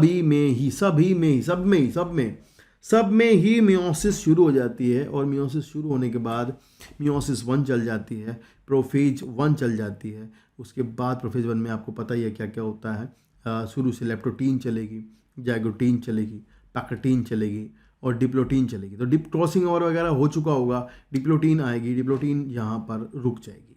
जितने भी इसके अंदर अगर लाखों भी प्राइमरी oocytes हैं, सभी के अंदर सब ही में ही जो मियोसिस है वो स्टार्ट होने के बाद डिप्लोटीन स्टेज में आकर के रुक जाएगी। ठीक है। और अभी जब लड़की पैदा होती है तो लड़की पैदा होने के बाद जो बहुत सारे प्राइमरी फोलिकल होते हैं जो प्यूबर्टी आने तक धीरे धीरे खत्म होते रहते हैं, खत्म हो जाते हैं बहुत सारे, तो लगभग 70-80 हज़ार बचते हैं, तो उसे कहते हैं फॉलिकुलर एट्रेसिया। उसके बाद फॉलिकुलर एट्रेसिया होने के बाद जब लड़की प्यूबर्टी पे आती है तो प्यूबर्टी आने पर वही होता है, हार्मोन बनते हैं। आपको याद है, पीछे पढ़ाया था अभी, हाइपोथैलेमिक हार्मोन GnRH बनेगा, फिर वो पिट्यूटरी पे जाएगा, गोनेडोट्रोपिन्स बनेंगे, LHFSH बनेंगे। तो LHFSH के संपर्क में आने से ऐसा होता है कि बॉडी के अंदर इनमें से जितने भी ये दिख रहे हैं, इनमें से फॉलिकल्स में से कोई एक फॉलिकल जो है वो आपका, उसका मियोटिक अरेस्ट खुल जाता है, मतलब उसका जो डिप्लोटिनिक अरेस्ट है, डिप्लोटीन में जो रुका हुआ अरेस्ट है वो उसका खुल जाएगा। और जो आपका प्राइमरी oocyte है, मतलब ये अगर अंदर वाला देखोगे तो ये है प्राइमरी oocyte। ये प्राइमरी oocyte मियोसिस कंटिन्यू करेगा, डिप्लोटीन से आगे बढ़ेगा, डिप्लोटिनिक अरेस्ट खुल गया है, और उसके बाद ये अरेस्ट खुलने के बाद धीरे धीरे ग्रेनुलोसा सेल्स जो है वो बढ़ने लगेंगी। मैं बताऊं आपको, धीरे धीरे ग्रेनुलोसा सेल्स जो ये बाहर वाली जो ये बढ़ती हैं, ये भी इनकी संख्या बढ़ती है। फॉलिकल का साइज बढ़ रहा होता है, फॉलिकल प्राइमरी फॉलिकल से सेकेंडरी फॉलिकल बनेगा। मियोसिस कंटिन्यूज है, डिप्लोटीन के बाद फिर डायकाइनेसिस हुई होगी, मेटाफेज 1 हो रही होगी, तो वो चल रहा होगा अंदर बाहर, लेकिन फॉलिकल का साइज बढ़ रहा है। उसके बाद जो फॉलिकल है, इसमें फॉलिकल में बाहर की तरफ यहाँ पे एक और लेयर बन जाती है, तो उसे हम कहते हैं थीका। क्या कहते हैं? थीका लेयर बन जाती है। उसके बाद फिर से चलता रहेगा ऐसे ही, और ये फिर और बड़ा हो जाएगा साइड इसका फॉलिकल का। इसके बाद आप देखोगे इसके अंदर एक कैविटी का फॉर्मेशन हो रहा है। ठीक है, बाहर थीका है, ये थीका लेयर है। इसके बाद आप देखोगे इसके अंदर एक कैविटी बन रही है धीरे धीरे। कैविटी बनते बनते कैविटी बड़ी हो गई है, कैविटी को हम कहते हैं एंट्रम। ये कैविटी एंट्रम कहलाती है, और ये फॉलिकल अब बन गया एंट्रल फॉलिकल। और इसके बाहर जो आपकी थीका लेयर थी, यहाँ पर जो थीका है ना, थीका डिवाइड्स इनटू 2। थीका जो है डिवाइड होकर के 2 थीका बना लेगी, जिसमें आउटर थीका एक्सटर्ना और इनर थीका इंटरना बन जाएगी। और आपका जो oocyte है वो यहाँ कहीं कन्फाइंड हो जाएगा इस रीजन में। और उस oocyte को भी आप देखोगे, ध्यान से अगर देखोगे तो चारों तरफ से ग्रेनुलोसा सेल्स ने उसे घेर लिया है यहाँ पर। और आप देखोगे जो oocyte है उसके अंदर मियोसिस जो है, मियोसिस 1 कंप्लीट हो चुकी है। मैं आपको बता दूं, मियोसिस 1 होने के बाद यहाँ पर अनइक्वल 2 सेल बनती हैं। एक बनती है पोलर बॉडी और एक बनता है सेकेंडरी oocyte। ध्यान रखना, जब फॉलिकल का साइज इतना बड़ा हो जाएगा उसके अंदर कैविटी बन जाएगी, थीका टूट के 2 भागों में बढ़ जाएगी, थीका 1 थीका 2, मतलब थीका एक्सटर्ना थीका इंटरना। तो फॉलिकल आपका हो गया इस टाइम पे टर्शरी फॉलिकल, मैं कह दूँ उसको टर्शरी फॉलिकल। ये है आपका टर्शरी फॉलिकल में आप देखोगे तो आपका थीका डिवाइड हो गया, 2 भागों में बढ़ गई है। और आपका जो oocyte है, मियोसिस 1 पूरी हो गई है। उसके बाद सेकेंडरी oocyte बन गया है, कैविटी बन गई है, बड़ी सी एंट्रम कैविटी है जो एंट्रल फॉलिकल कहलाएगा ये। और इसके अब देखोगे तो यहाँ ये क्या करेगा, थोड़ा और अपना साइज बढ़ाएगा, मतलब जो फॉलिकल है वो थोड़ा सा और बढ़ाएगा साइज। उसके बाद ये मैच्योर फॉलिकल कहलाता है, ग्राफिन फॉलिकल। तो ग्राफिन फॉलिकल बस टर्शरी फॉलिकल के बाद की स्टेज है, मैच्योर होने के बाद और साइज बड़ा हो जाएगा। तो मैं आपको बता दूं, ये जो ग्रेनुलोसा सेल्स की जो लेयर दिख रही है आपको चारों तरफ इसके यहाँ पर, ये ग्रेनुलोसा सेल्स जो होती हैं ये लगातार एस्ट्रोजन हार्मोन बना रही होती हैं, FSH के रिस्पॉन्स में, इसके बारे में बात होंगी अभी। तो FSH इस पे काम कर रहा है और ये बना रही है एस्ट्रोजन, और एस्ट्रोजन फिर बॉडी में क्या करता है वो हम देखेंगे अभी। तो यहाँ पर ये इतने दिन हो गए हैं, लगभग 12-13 दिन हो गए हैं इस स्टार्ट हुए प्रोसेस को। तो इसके बाद ये जब ग्राफिन फॉलिकल मैच्योर हो जाएगा तो यहाँ आप देखोगे, यहाँ देख रहे हो ग्राफिन फॉलिकल के अंदर से आपको निकलता हुआ ओवम बाहर दिख रहा है। मैं बता दूँ, ओवम जो है वो सेकेंडरी oocyte स्टेज है। कौन सी स्टेज है? सेकेंडरी oocyte स्टेज है। तो along with that particular granulosa cells that is present outside the secondary oocyte, they also come outside, वो भी बाहर आ जाएंगी। और साथ ही साथ अंदर जो फॉलिकल जो बचा हुआ था, रिमेनेंट ऑफ फॉलिकल जो था, वो फॉलिकल अंदर ही रह जाएगा, मतलब वो आपका इसके अंदर ही रह जाएगा, ओवरी के अंदर रह जाएगा, और सेकेंडरी oocyte बाहर आ जाएगा, ये जो कि हैप्लॉइड है। और इसके बाद जो बचा हुआ फॉलिकल था वो आपका एक स्ट्रक्चर बना देगा, कॉर्पस ल्यूटियम। आप देख सकते हो ये कॉर्पस ल्यूटियम बना लिया इसने, क्योंकि इसके अंदर ल्यूटिन सेल्स वगैरह बन जाती हैं। और उसके बाद आप देखोगे कॉर्पस ल्यूटियम को बताऊं तो कॉर्पस ल्यूटियम LH के रिस्पॉन्स में काम कर रहा है, LH के रिस्पॉन्स में कॉर्पस ल्यूटियम जो है वो प्रोजेस्टेरॉन हार्मोन अब बना रहा है, और एस्ट्रोजन भी बना रहा है। ज़्यादातर प्रोजेस्टेरॉन बना रहा है, कम एस्ट्रोजन बनाएगा, पर बनाएगा दोनों, ठीक है। और इसके बाद ये होगा कि जो ओवम है, ओवम तो यहाँ से चला जाएगा फैलोपियन ट्यूब में, वो वहाँ आगे देखेंगे हम, फर्टिलाइजेशन होगा नहीं होगा क्या होगा, और बाकी जो कॉर्पस ल्यूटियम है ये हार्मोन बनाता रहेगा। तो अभी इसके आगे की डिस्कशन फिर करेंगे। तो ये आप समझ गए होंगे हुआ क्या है। लगभग यहाँ पर जब ओवुलेशन हुआ तो ये लगभग मेरे ख्याल से 14th डे था, और 14वें दिन था कब से, जब से शुरू हुआ था यहाँ से, और उसके बाद ओवम जो है वो चला जाएगा फैलोपियन ट्यूब में। तो अभी इतना आप समझ गए होंगे। तो अभी हम थ्योरी पढ़ेंगे, थ्योरी में देखेंगे क्या लिखा हुआ है। ध्यान से देखना भाई, इसमें से काम की चीज़ें बहुत हैं, ठीक है ना, सवाल आते ही हैं। तो यहाँ लिखा है कि oogenesis is initiated during the embryonic development stage and when a couple of million of, ये ध्यान रखना है एम्ब्रियोनिक स्टेज में शुरू हो जाती है, and when a couple of million of gamete mother cell oogonia are found within each fetal ovary, 4 lakh तक होती हैं लगभग। No more oogonia added after birth. तो ये लाइन नीट में आने लायक है कि पैदा होने के बाद कोई नई oogonia नहीं बनती, जबकि मेल में तो बनती रहती हैं spermatogonia. These cells start division and enter to prophase 1, तो प्रोफेज 1 में जाती हैं, डिप्लोटीन में जाती हैं, और वहाँ जा करके टेम्पररी अरेस्ट हो जाती हैं। इसे कहते हैं प्राइमरी oocytes। ध्यान रखना, oocyte अंदर है, बाहर कवर है फॉलिकल के अंदर oocyte है, ऐसा ध्यान रखना। Each primary oocyte and then gets surrounded by the layer of granulosa cells and is called the primary follicle. And a large number of these follicles degenerate during the phase from birth to large number of these follicles. ये खत्म हो जाते हैं, ये बहुत सारे खत्म हो जाते हैं, तो इसको कहते हैं follicular atresia। क्या कहते हैं? follicular atresia। ये उसके बाद लिखा है therefore at puberty आने पर 60,000 80,000 ही लगभग बच जाती हैं आपकी जो होती हैं, क्या कहते हैं उनको, primary follicle. And the primary follicle get surrounded by the more layer of the granulosa cell, बन जाएंगी उसके चारों तरफ, और उसके बाद थीका बन जाएगी, उसे कहते हैं secondary follicle. The secondary follicle soon transform into tertiary follicle which is characterized by the antrum, बन जाएगी, तो वो टर्शरी फॉलिकल होगा। थीका टूट के 2 भाग बना लेगी, इनर थीका और आउटर थीका एक्सटर्ना। और it is important to draw your attention, it is the stage that the primary oocyte within the tertiary follicle grows in size and completes its first meiotic division. तो जब वो tertiary follicle होता है तब वो अपना meiosis 1 पूरा कर लेता है। It is an unequal division, तो ये ध्यान रखना, जैसे मेल वाले में इक्वल था, यहाँ अनइक्वल डिवीजन है। तो यहाँ होगा resulting in the formation of large, ये ध्यान रखना, बड़ा सा हैप्लॉइड सेकेंडरी oocyte बनेगा और एक पोलर बॉडी बनेगी। पोलर बॉडी भी हैप्लॉइड है। The secondary oocyte retain bulk of the nutrient rich cytoplasm of the primary oocyte। तो ज़्यादातर साइटोप्लाज्म किसके पास है? सेकेंडरी oocyte के पास रहेगा, क्योंकि उसे फर्दर फर्टिलाइजेशन करना है। Can you think of any advantage for this? Does this first polar body born out of first meiotic division divide further degenerate? तो यहाँ पे बताया नहीं है कि भाई जो आपकी वो है पोलर बॉडी है उसका क्या होगा, डीजनरेट करेगी या फिर वो खत्म हो जाएगी या फिर डिवाइड करेगी। At present we are not very certain about this. The tertiary follicle further change into the mature follicle, तो टर्शरी फॉलिकल जो है वो आपका ग्राफिन फॉलिकल बनाएगा, and the tertiary follicle further change into the mature follicle of Graafian follicle. The secondary oocyte, ये NEET में आने वाली लाइन है, मार्क कर लेना। The secondary oocyte form a new membrane called zona pellucida surrounding it. तो ये ध्यान रखना कि जो सेकेंडरी फॉलिकल है वो एक लाइन बनाता है चारों तरफ अपने, ध्यान रखना बहुत अच्छा सवाल है। सेकेंडरी फॉलिकल बनाता है, सेकेंडरी oocyte बनाता है। सेकेंडरी oocyte कब बनता है? टर्शियरी फॉलिकल में। तो वो एक लेयर सराउंड कर लेता है अपने, उसे कहते हैं जोना पेल्यूसिडा। तो ये जोना पेल्यूसिडा एक सिक्रीटरी लेयर है।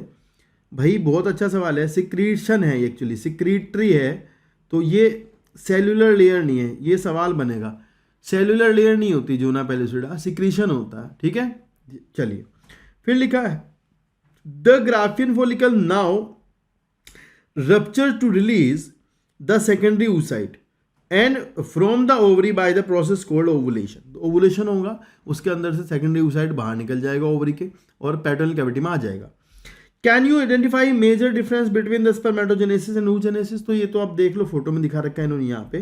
तो इसमें कुछ चीज़ें हैं ध्यान रखने वाली, जैसे यहाँ इन्होंने दिखाया कि भाई स्पर्मेटोगोनिया जो है वो माइटोसिस करती हैं या डिफ्रेंशिएशन करती हैं, ओफी बनाती हैं प्राइमरी स्पर्मेटोसाइट, उसके बाद उनमें मियोसिस होती है, फिर बनते हैं सेकेंडरी स्पर्मेटोसाइट, उसके बाद फिर स्पर्मेटेड, और फिर ये डिफ्रेंशिएशन वर्ड जो है ये बहुत अच्छा लिखा हुआ है। डिफ्रेंशिएशन होता है स्पर्मेटोजोआ बनते, इसी को कहते हैं डिफ्रेंशिएशन, इसी को कहते हैं स्पर्मिएशन, स्पर्मियोजेनेसिस। यही है स्पर्मियोजेनेसिस, ये जो वर्ड है ना ये वाला है स्पर्मियोजेनेसिस, ठीक है।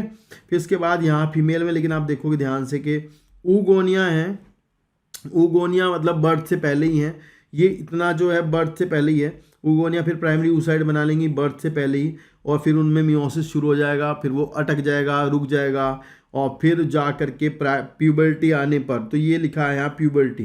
तो इतना काम जो प्यूबर्टी के बाद यहाँ से शुरू होगा, प्यूबर्टी के बाद फिर वही होगा, मियोसिस कंटिन्यू होगी, उसके बाद सेकेंडरी oocyte बनेगा। सेकेंडरी oocyte बनने के बाद आपको पता है ये लिखा है यहाँ पर, सेकेंडरी oocyte से ओवम बनेगा। तो ये थोड़ा यहाँ पेचीदा है, पीछे फोटो में ओवम लिख दिया, सेकेंडरी oocyte कोई जो कि नहीं है।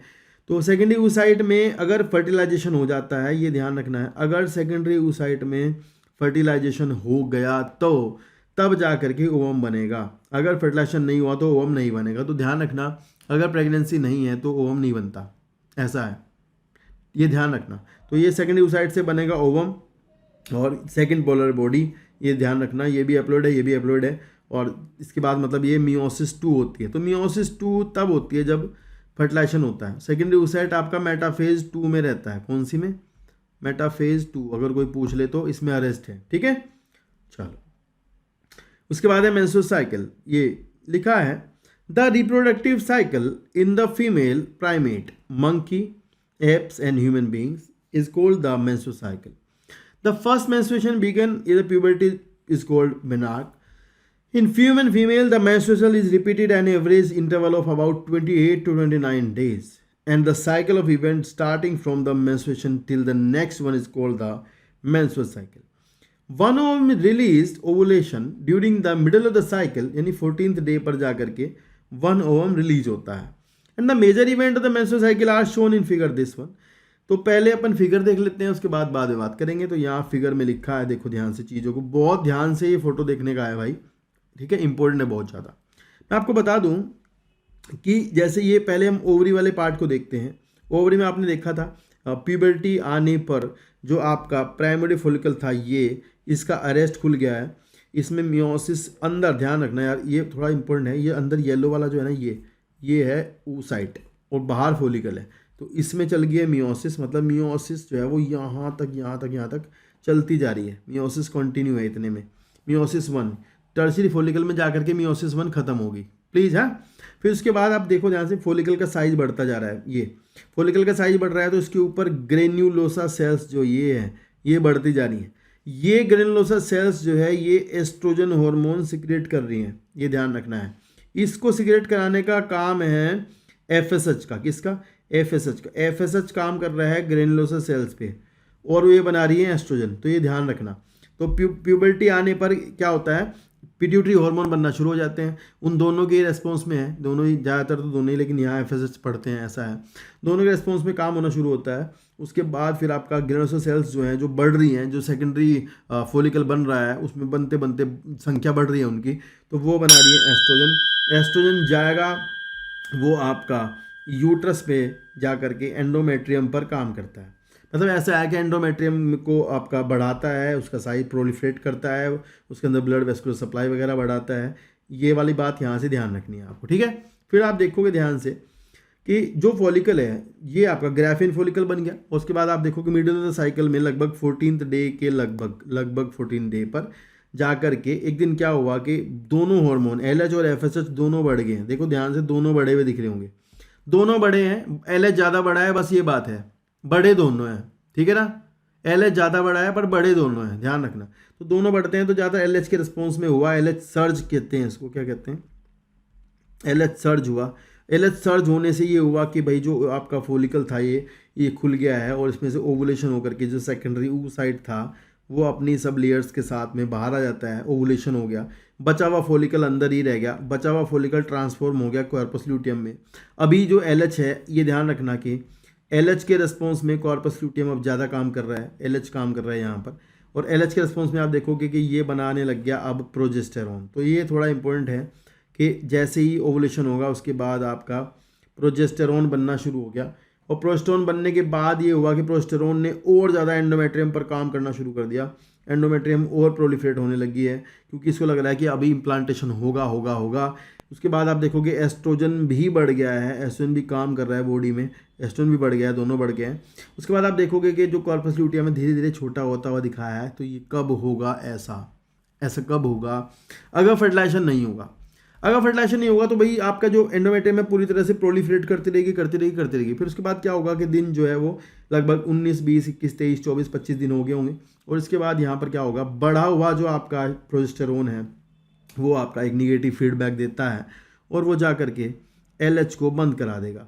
LH बंद हो जाएगा तो कॉर्पस ल्यूटियम खत्म हो जाएगा और कॉर्पस ल्यूटियम का रिग्रेशन हो जाएगा। कॉर्पस ल्यूटियम रिग्रेस कर जाएगा तो फिर दोनों ही हार्मोन एस्ट्रोजन प्रोजेस्टेरोन नहीं बनेंगे और एक जो है नई साइकिल शुरू होगी और एंडोमेट्रियम यहाँ पर टूट जाएगी। तो एंडोमेट्रियम का टूटना ही मेंस्ट्रुअल साइकिल का फर्स्ट डे होगा। The first day of menstrual cycle is the start from where, जब एंडोमेट्रियम टूटती है। समझिए ना, जब एंडोमेट्रियम टूटेगी, एंडोमेट्रियम के साथ साथ जो ओवम था वो भी बॉडी से बाहर आ जाएगा। तो ये यहाँ पर यूट्रस में क्या चल रहा है, अब पहले 5 दिन तक यूट्रस में एंडोमेट्रियम टूट रही है और उसी 5 दिनों में उसी पहले दिन ओवरी के अंदर एक नया फॉलिकल का अरेस्ट खुल गया है और एक नया फॉलिकल काम करना शुरू कर देगा और फिर ऊपर आपका LH FSH दोबारा से बनना शुरू हो जाएंगे। ये ध्यान रखना है। और फिर से ऐसे ही होगा, फिर से ओवुलेशन होगा, फिर से कॉर्पस ल्यूटियम बनेगा। ये चलता रहेगा। अगर प्रेगनेंसी होती है तो कॉर्पस ल्यूटियम रिटेन करता है प्रोजेस्टेरोन बनाने के लिए, ठीक है ना। तो ये आसान है, इसके नीचे से कुछ चीज़ें याद करनी है, जैसे कि ये फॉलिकुलर फेज कब से कब तक होती है, प्रोलिफरेटिव फेज यूट्रस में तो कहते हैं प्रोलिफरेटिव फेज और ओवरी में कहते हैं फॉलिकुलर फेज। ऐसे ही ल्यूटियल फेज ओवरी में है, सिक्रेटरी फेज यूट्रस में होती है, ठीक है ना। जो एंडोमेट्रियम है वो लेयर सिक्रीशन करती है, ठीक है। तो ये है, बस इसको याद कर लेना। एक बार पढ़ते हैं, लिखा क्या है। लिखा है कि the major event of the menstrual cycle are shown in figure this one. The cycle start with the menstrual phase when menstrual flow occur in the last 3-5 days. तो ध्यान रखना, first day of menstrual cycle is the broken down of the endometrium का टूटना ही पहला दिन है। The menstrual flow result due to the breakdown of endometrial lining of the uterus and its blood vessels which form liquid that comes out through vagina. Menstruation only occur if the release ovum is not fertilization. अगर ऐसा नहीं fertilise नहीं होता तो menstruation होता है। Lack of menstruation may be indicative of pregnancy, however it may also be caused due to the some other underlying causes, that is stress, poor health, etc. The menstrual phase is followed by the follicular phase, and during this phase the primary follicle in the ovary grow and become a fully mature graphene follicle. Simultaneously साथ साथ endometrium का size भी बढ़ता रहता है, वो आपको बता दें क्यों। These change in the ovary and the uterus induced by the change in the level of the hormone के साथ साथ ये चेंज होते रहते हैं। The secretion of the gonadotropin LH and FSH increase gradually, दोनों का बढ़ता रहता है, and the follicular phase and stimulate follicular development as well as the secretion of estrogen by the growing follicle। तो ध्यान रखना, growing follicle में जो आपकी ग्रेनुलोसा सेल्स है वही आपकी एस्ट्रोजन बना रही हैं। ग्रोइंग फॉलिकल में जो आपकी ग्रेनुलोसा सेल्स है वो आपकी एस्ट्रोजन बना रही हैं, ठीक है ना। Both LH and FSH attain a peak level in the middle of the cycle, दोनों का बढ़ जाता है, लेकिन rapid secretion of LH leading to the maximum level of during mid of the cycle LH surge induce rupture of the graphene follicle and thereby release of the ovum। तो भाई ध्यान रखना, बढ़ते दोनों है, LH ज़्यादा बढ़ जाता है जो कि रप्चर कर देता है ग्राफिन फोलिकल को, ओवम निकल करके बाहर आ जाता है, बचा हुआ फोलिकल अंदर आ जाता है, बन जाता है कॉर्पस ल्यूटियम, ठीक है ना। And the remnant of the ovulation phase is followed by the luteal phase during which the remaining part of the graphene follicle transform the corpus luteum। ध्यान रखना कि जो बचा हुआ follicle है वो ही corpus luteum बनाएगा। and the corpus luteum secrete large amount of progesterone which is essential for maintenance of endometrium। तो ध्यान रखना ज़्यादातर बनाएगा प्रोजेस्टेरोन, पर ऐसा नहीं है, एस्ट्रोजन भी बनाएगा, ठीक है ना। And such as endometrium is necessary for implantation for the fertilized ovum and other event of pregnancy। During pregnancy, all event of the menstrual cycle stops. There is no menstruation. In the absence of fertilization, the corpus luteum degenerate, and this caused disintegration of the endometrium leading to the menstruation, making a new cycle. In human beings, menstrual cycle ceases around 50 years of the age. That is called the menopause, and cyclic menstruation is an indicator of the normal healthy life, ठीक है ना। Next है fertilisation and implantation. तो ये पहले एक diagram देख लो, ये ओवम का डायग्राम दिखा है फर्टिलाइजेशन होते हुए, इसमें से लेयर्स वगैरह के क्वेश्चन मेरे ख्याल से आ सकते हैं। तो भैया देखो ओवम है, ओवम मतलब वही सेकेंडरी oocyte है, और फर्टिलाइजेशन जब जैसे ही ये फर्टिलाइजेशन होगा, जैसे ही ये इस पर छुएगा ना, वैसे ही अंदर जो है वो मियोसिस 2 कंटिन्यू हो जाएगी और अंदर बन जाएगा ओवम, और फिर उसके बाद मतलब फिर ये ओवम बन जाएगा और ओवम के साथ साथ पोलर बॉडी बन जाएंगी। तो 2 पोलर बॉडी इसके पास होंगी अगर ये ओवम है तो, ठीक है। तो अभी आप देख सकते हैं बाहर की तरफ एक लेयर दिखाई है कोरोना रेडिएटा। तो यहाँ ध्यान रखना है कि ये सेल्यूलर लेयर है, जोना पेल्यूसिडा एक सिक्रीशन है, सिक्रेटरी लेयर है, ये ध्यान रखना, जो कि सेकेंडरी oocyte ने किया था।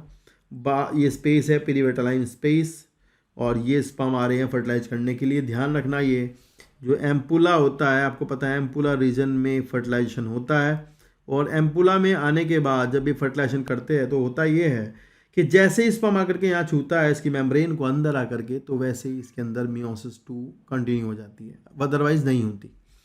और देखो यहाँ पर कोरोना रेडिएटर की सेल जो है वो जुड़ी होती हैं आपस में। तो जो आपका एक स्पर्म है, स्पर्म की टिप है, वहाँ आपको बताया हुआ कि एक्रोजोमल रिएक्शंस होती हैं, एक्रोजोम होता है, एक्रोजोम के अंदर इंजाइम होते हैं जो कि गोल्गी बॉडी ने बनाए हैं। वो इंजाइम फर्टिलाइजेशन में मदद करते हैं, स्पर्म जो है छू लेता है, अंदर का स्पेस आ जाता है अंदर। ध्यान रखना ह्यूमन बीइंग में पूरा स्पर्म इसके अंदर आ जाएगा यहाँ पर। तो ये एक और बात बता दूँ मैं आपको कि यहाँ वैसे तो यहाँ बहुत सारी चीज़ें हैं, जैसे कि यहाँ पर जब ये स्पर्म आएगा तो यहाँ पर कुछ कोर्टिकल ग्रेन्यूल्स होते हैं, वो अपना कंटेंट यहाँ रिलीज कर देते हैं बाहर, जिससे कि ये लेयर हार्ड हो जाती है। और होता ये है कि जिससे कि एक ही स्पर्म इसके अंदर आ सके, मतलब ज़्यादातर पॉलीस्पर्मी ना हो जाए, ये वाली बात है। पॉलीस्पर्मी को कंट्रोल करते हैं, मेम्ब्रेन परमेबिलिटी चेंज हो जाती है जिससे कि एक ही स्पर्म अंदर आता है, तो ये भी बात है। अगर दूसरा स्पर्म इसमें अंदर आ भी गया तो वो ख़त्म हो जाता है, उसे नष्ट कर देते हैं, ठीक है ना। तो खैर फर्टिलाइजेशन हो जाएगा, तो इतनी बात यहाँ ज़्यादा लिखी नहीं है, ज़्यादा जानना भी नहीं है। इतना लिखा है कि during the copulation semen is released by the penis into the vagina. Insemination, the motile sperm swim rapidly, pass through the cervix, enter to the uterus, and finally reach to the ampullary region of the fallopian tube. The ovum released by the ovary is also transported to the ampullary region where fertilization takes place. Fertilization can only occur if the ovum and sperm are transported simultaneously to the ampullary region. This is reason why not all the copulation lead to the fertilization. And the process of fusion of the sperm with an ovum is called fertilization. During fertilization, a sperm comes in contact with the zona pellucida layer, और zona licence वो release करता है वहाँ पर enzymes जो कि उसको तोड़ते हैं, and induce the change into the membrane permeability that block the additional sperm that ensure the only one sperm can enter the ovum. The secretion of the acrosome and help the sperm to enter the cytoplasm of the ovum. तो ध्यान रखना enter the cytoplasm of the ovum लिखा, मतलब अंदर चला जाएगा पूरा, ये वाली बात है। And through the zona pellucida and the plasma membrane, through the plasma membrane में अंदर, मतलब पूरा स्पर्म अंदर जाएगा। And this induce the completion of the meiotic division of secondary oocyte। तो ध्यान रखना इसी के बाद ही जो सेकेंडरी oocyte है उसमें मियोसिस 2 पूरी होगी, अदरवाइज नहीं होगी, ठीक है। The second meiotic division is unequal, ये भी अनइक्वल है, एक पोलर बॉडी बनेगी, सेकेंडरी पोलर बॉडी बनेगी जो और हैप्लॉइड ओवम बनेगा जिसे ऊटिड कहते हैं, फिर उसका फर्टिलाइजेशन हो गया तो जाइगोट का फॉर्मेशन हो जाएगा, ठीक है ना। ये कह रहे क्रोमोसोम जाइगोट में कितने होंगे 46। नीचे ये बच्चों वाला पैराग्राफ है भाई, ये तो मैं पढ़ता नहीं हूँ कभी भी, आप खुद पढ़ लेना। मतलब इसमें लिखा है कि वही X X Y sex determination है तो आप कर लोगे। मेल में हमारे में हेट्रोगैमेटी होती है, मेल हमारे एक्स वाई दो तरह के क्रोमोसोम मतलब दो तरह के स्पर्म बनाते हैं, एक एक्स वाले वाई वाले, और फीमेल बनाती हैं हमारी एक्स एक्स वाले, ठीक है ना। तो ये ध्यान रखना, यहाँ से पढ़ते हैं, इस फोटो को देखते हैं, समझते हैं, फिर आगे चलेंगे। अब ये कह रहे हैं कि अगर मान लो फर्टिलाइजेशन हो जाए, मान लो फर्टिलाइजेशन हो जाता है, तो फर्टिलाइजेशन हो जाएगा तो it leads to pregnancy, fertilization होगा तो प्रेगनेंसी होगी। तो होता उसके आगे की प्रोसेस क्या है, तो हुआ ये है कि यहाँ अगर हम देखोगे ध्यान से, ये स्पर्म यहाँ है और इन्होंने दिखाया है कि एम्पुला वाला रीजन जो ये है, इस एम्पुला वाले रीजन में इन्होंने दिखाया कि यहाँ पर फर्टिलाइजेशन हुआ है, देख सकते हो आप भी यहाँ पर। फर्टिलाइजेशन के बाद इन्होंने कहा है कि ये हुआ है ये कि जाइगोट जो था इट डिवाइड्स इनटू 2। तो आप देखो यहाँ पर कि ये जो जाइगोट है, जाइगोट में आप देख सकते हो एक डिवीजन हुआ है पहला। यहाँ पर आपको बता दूँ, यहाँ पर माइटोसिस की जगह पर क्लीवेज होता है। क्लीवेज में आपको बता दूँ, क्लीवेज में होता ये है कि क्लीवेज के अंदर जो G1 और G2 होता है वो सब नहीं होता है ज़्यादातर, बस केवल एस फेज होती है, ऑक्सीजन कंजप्शन बढ़ जाता है। और जो सेल होती है, जो जाइगोट होता है, एक्चुअली जाइगोट एक बड़ी सेल होती है, तो वो अपने साइज को छोटा कर रही होती है मेटाबॉलिक एक्टिविटी बढ़ाने के लिए। तो साइज छोटा रहेगा तो मेटाबॉलिक एक्टिविटी बढ़ जाएंगी और सरफेस एरिया बढ़ जाएगा। उसके लिए जो जाइगोट है वो क्लीवेज करता होता है, 2 सेल 4 सेल, और ये जो सेल्स होती हैं ये आपस में जुड़ी रहती हैं, एक जगह पे ही रहती हैं, अलग अलग नहीं होती है। मतलब अगर यहाँ पर ये 2 सेल जो बनी है ये अगर अलग हो जाएं, 2 अलग अलग सेल बन जाएं, तो ये 2 अलग अलग जाइगोट कंसिडर होंगे और फिर आइडेंटिकल ट्विंस हो जाएंगे, ठीक है ना, ये ध्यान रखना। मतलब ये आइडेंटिकल ट्विंस ऐसे होते हैं कि इसमें अगर क्लीवेज के बजाय मतलब ये दोनों सेल अलग हो जाएं तो फिर ये 2 जाइगोट बना लेंगी, ये वाला मैटर है, ठीक है। तो देखो 2 सेल बनेंगी, 4 सेल बनेंगी, 8 सेल बनेंगी, 16 सेल बनेंगी, और फिर आप देखोगे एक स्ट्रक्चर बनेगी इस तरह की, ये सॉलिड बॉल जैसी स्ट्रक्चर आपको दिख रही होगी, इसको कहते हैं मोरूला। तो पहले बनेगा मोरूला, फिर इसमें डिफ्रेंशिएशन होगा, थोड़ा सा चेंजेस आएंगे, जैसे कि सेल की जो बाहर की लेयर है एक लेयर बना लेगी, इसको सबसे बाहर वाली लेयर को कहते हैं ट्रोफोब्लास्ट, ये एक लेयर बन जाएगी ट्रोफोब्लास्ट। और अंदर ये जो सेल्स हैं वो एक जगह पे जाकर लग जाएंगी, जिसको कहते हैं इनर सेल मास, ये इनर सेल मास हो जाएगा, और इसके अंदर एक फ्लूइड भर जाएगा, ये कैविटी जो कहलाती है इसको कहते हैं ब्लास्टोसील, ये है ब्लास्टोसील कैविटी, और ये पूरा स्ट्रक्चर है ब्लास्टोसिस्ट एक्चुअली, ठीक है। तो ब्लास्टोसिस्ट बन जाएगा जिसमें कि आप देखोगे इनर सेल मास है। फाइनली बाद में इनर सेल मास ही जो है वो आपका डिफ्रेंशिएट होगा और उसके अंदर लेयर्स बनेंगी, एक्टोडर्म, मेसोडर्म, एंडोडर्म बनेंगी, और ये ट्रोफोब्लास्ट जो है ये जा करके, ये जो ब्लास्टोसिस्ट है ये जा करके एंडोमेट्रियम में इम्प्लांट होगा, और इम्प्लांटेशन इधर की साइड से होगा, ये इसका एनिमल पोल है और ये इसका वेजिटल पोल है, उधर एनिमल पोल की साइड से जाकर के इम्प्लांट होगा। इनर सेल मास में डिफ्रेंशिएशन होगा, इसमें लेयर बनेंगी, लेयर बनने वाली प्रोसेस यहाँ पर पढ़ाई नहीं जाती है आपको, ठीक है ना, तो वो है भी नहीं, मॉर्फोजेनेटिक मूवमेंट वगैरह यहाँ पर पढ़ाए नहीं जाते, ठीक है। तो इतना होगा, आप देख सकते हैं जाकर के ये इम्प्लांटेशन दिखाया हुआ है यहाँ पे एच वाली स्टेज में, ठीक है। तो अभी पढ़ते हैं, यहाँ लिखा है the mitotic division start at the zygote move through the isthmus so the oviduct called the cleavage toward the uterus and form 2, 4, 8, 16 daughter cells. They are called blastomeres, and the embryo within 8 to 16 cells. या blastomere is cold the morula, 8 से 16 वाला क्या कहलाता है, morula कहलाता है। And the morula continues to divide and transform into blastocyst, बाइनली फिर आपका ब्लास्टोसिस्ट बन जाएगा मोरूला ही। As it move further into the uterus the blastomeres in the blastocyst arrange into an outer layer trophoblast, बाहर trophoblast बन जाएगी जो कि सिक्रीशन भी करती है।